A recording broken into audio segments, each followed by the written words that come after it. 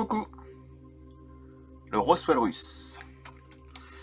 C'est très intéressant. 1974, région de Borissogleb. Bon. Mais avant de commencer, je vais raconter une petite histoire qui est quand même incroyable. Pour vous dire la mentalité des personnes. Quand je dis mentalité des personnes, je veux dire surtout des mentalités je vais pas dire qu'elles sont toutes comme ça, les femmes en France, mais bon, je connaissais une fille depuis 2 mois et demi, une femme, célibataire, sans enfant, joyeuse, tout ce que tu veux, prêt à aimer, prêt à embarquer avec moi, tout ce que tu veux, les étoiles qui brillent dans les yeux, c'était formidable, ça a duré 2 mois et demi grâce à mon agence matrimoniale. Et pour vous dire qu'elles sont narcissiques et indépendantes, hein, les femmes, et c'est pour ça qu'il y a beaucoup d'hommes en France qui préfèrent voir des femmes russes parce qu'ils en ont ras-le-bol, voilà, et je peux les comprendre. Voilà. Et à l'inverse, les femmes russes, elles préfèrent voir les hommes en France parce que eux là-bas, c'est le contraire, les hommes russes, ils sont bourrés, à 60 ans, ils sont morts. Bon. C'est pour vous dire que je la connaissais depuis 2 mois et demi, puis d'un seul coup, pour vous dire que ça vole pas haut, j'espère que la prochaine sera plus intelligente, d'un seul coup, depuis qu'elle a vu mes vidéos, je vous jure que c'est vrai, depuis qu'elle a vu mes vidéos, elle m'avait arrêté parce qu'elle trouve ça bizarre. Oh non, je préfère pas parce que, voilà, à cause de mes vidéos, il faut logique. Je sais pas, vous imaginez un petit peu la mentalité, comment on est coincé ici. Si on n'est pas un petit peu débile du cerveau, quoi. On aime la personne telle qu'elle est, point barre. On va pas dire, tiens, je te connais, j'ai pas envie de te voir parce que t'es passionné d'ufologie. Non mais c'est quoi ça? C'est quoi ce gros point d'interrogation là qu'elle m'a foutu? Qu'elle a retourné, elle a fait un crochet, elle m'a foutu dessus comme un cochon, j'ai bien saigné. C'est quoi ça? Non mais on est où? Moi si je connais une fille qui est passionnée de moto de course, de vitesse, je sais que c'est très dangereux. Est-ce que ça représente? Elle peut se tuer. C'est pour ça que je vais dire, oh non, je crois qu'il faut pas te connaître parce que c'est dangereux, tu fais de la moto. Rien à foutre si le cœur ailleurs. Ouais, vous vous rendez compte la mentalité? Elle n'a pas voulu me connaître plus parce qu'elle avait peur par rapport à mes vidéos ufologiques. Alors que c'est très dangereux ce que je fais. Ah oui, bien sûr. J'ai tué des gens, oui, c'est ça. Je présente juste ma passion, c'est dangereux. Franchement, on se demande comment voulez-vous que dans le temps il y avait des gens, ils étaient passionnés de. Enfin, passionnés. Ils étaient mariés 50 ans, nos parents, nos grands-parents, de mariage. Il n'y avait pas de problème. Ils s'emmerdaient pas pour une question, tiens, t'es passionné de ça ou de ci. Ils s'en foutaient complètement, du paranormal, l'ufologie. Ils étaient mariés, ils vivaient ensemble jusqu'à la mort.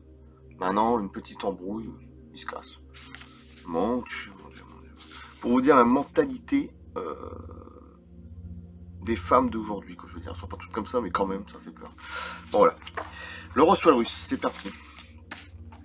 C'est n'importe quoi. Quitter une personne parce que d'un seul coup, il a vu ses vidéos. Elle a vu mes vidéos, elle a dit, oh là là, ça fait peur, c'est bizarre. Non, mais vous imaginez un petit peu le truc.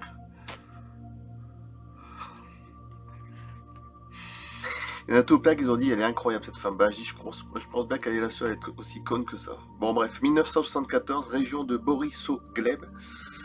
Le secteur de Borissogleb, c'est parti, a été décrite par le chercheur A. Plaksin comme l'une des zones anormales les plus actives de l'ancienne URSS.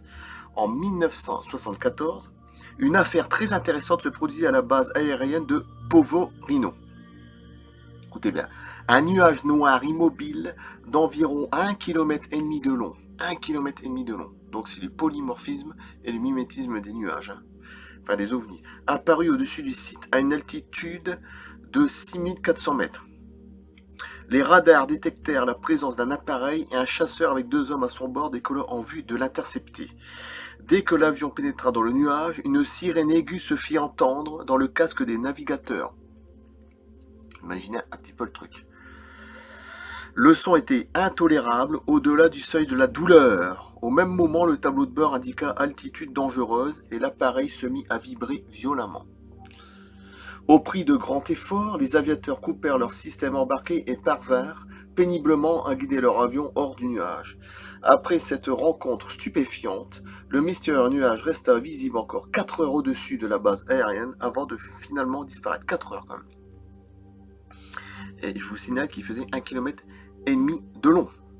Donc on imagine qu'en dessous c'était une gigantesque ovni métallique qui se camouflait en forme de nuage. Jamais les enquêteurs du 7K, SETKA, ne réussir à déterminer ce qu'était ce nuage, ni de quoi ce dernier était constitué. Ben, c'est le polymorphisme et le mimétisme des ovnis, c'est ce que je viens de dire. Voilà, je coupe. Enfin, vous imaginez un petit peu ce que je viens de raconter au début de l'histoire. Une fille que je connaissais depuis 2 mois et demi, d'un seul coup, depuis qu'elle a vu mes vidéos depuis quelques jours, elle arrête tout parce que bah, ça fait peur. Voilà, c'est du grand n'importe quoi. Essayez de me dire, de me poser des questions sous, ou je sais pas, dites ce que vous en pensez, mais franchement, je trouve que c'est du délire complet. Voilà. De toute façon, quand je l'ai vu, on a l'impression que c'est une sœur, une bonne sœur, qui sait pas ce que c'est les réseaux sociaux. Elle a peur un peu de tout, bon, enfin vous avez compris, mais enfin quand même c'est dégueulasse, et puis j'ai perdu du temps, des sous, bref, je coupe. C'est pas grave, j'en trouverai une autre mieux que ça, plus intelligente, et j'espère. Et surtout, plus cultivée, parce que là, franchement, voilà. Le reçoit russe. Enfin, peu importe, mais en tout cas, qu'elle me fait pas chier par rapport à ce que je fais, voilà, surtout. Surtout que je ne touche à rien, c'est des vidéos gratuites que je fais, y a rien de... voilà. Complètement débile. Je coupe. À bientôt.